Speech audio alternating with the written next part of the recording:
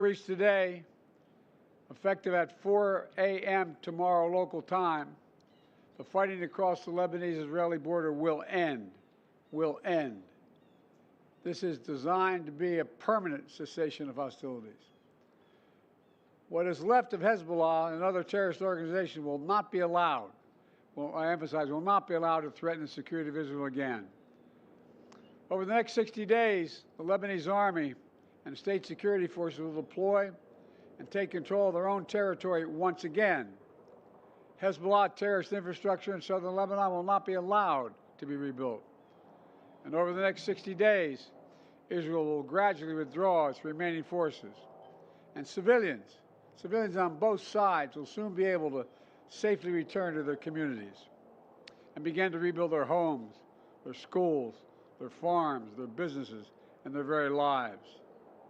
We're determined this conflict will not be just another cycle of violence. And so the United States, with the full support of France and our other allies, has pledged to work with Israel and Lebanon to ensure that this arrangement is fully implemented, the agreement totally implemented. You know, there will be no U.S. troops deployed in southern Lebanon. This is consistent with my commitment to the American people to not put U.S. troops in combat in this conflict. Instead, we, along with France and others, will provide the necessary assistance to make sure this deal is implemented fully and effectively. Let me be clear. If Hezbollah or anyone else breaks the deal and poses a direct threat to Israel, then Israel retains the right to self-defense consistent with international law, just like any country when facing a terrorist group pledged to that country's destruction. At the same time, this deal supports Lebanon's sovereignty, and so it heralds a new start for Lebanon, a country that I've seen most of over the years, a country with rich history and culture. If fully implemented, this deal can put Lebanon on a path toward a future that's worthy of its significant past. And just as the Lebanese people deserve a future of security and prosperity, so do the people of Gaza. They too deserve an end to the fighting and displacement. The people of Gaza have been through hell. Their world's absolutely shattered. Far too many civilians in Gaza have suffered, far too much. And Hamas has refused for months and months to negotiate a good faith ceasefire and a hostage deal. And so now Hamas has a choice to make. Their only way out is to release the hostages, including American citizens, which they hold. In the process, bring an end to the fighting, which would make possible a surge of humanitarian relief. Over the coming days, the United States will make another push with Turkey, Egypt, Qatar, Israel, and others to achieve a ceasefire in Gaza. With the hostages released and the end of the war without Hamas in power, that becomes possible. As for the broader Middle East region, today's announcement brings us closer to realizing the affirmative agenda that I've been pushing forward during my entire presidency. A vision for the future of the Middle East where it's at peace and prosperous and integrated across borders.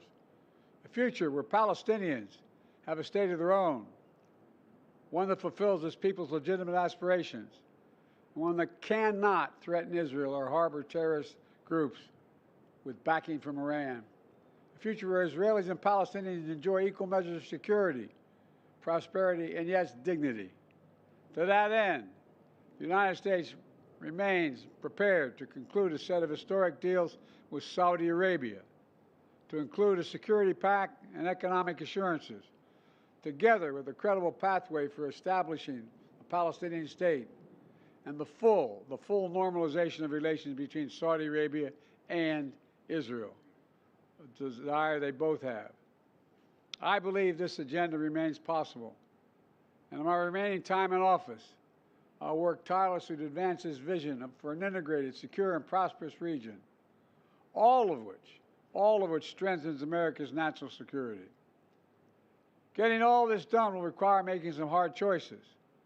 Israel has been bold on the battlefield. Iran and its proxies have paid a very heavy price. Now Israel must be bold in turning tactical gains against Iran and its proxies into a coherent strategy that secure Israel's long-term safety and advances a broader peace and prosperity in the region. Today's announcement is a critical step in advancing that vision, and so I applaud the crazy decision made by the leaders of Lebanon and Israel to end the violence. It reminds us that peace is possible. Say that again, peace is possible. As long as that is the case, I will not for a single moment stop working to achieve it. God bless you all, and sorry to keep you waiting so long. May God protect our troops. Thank you. Mr. President, will you get a ceasefire in Gaza before leaving office?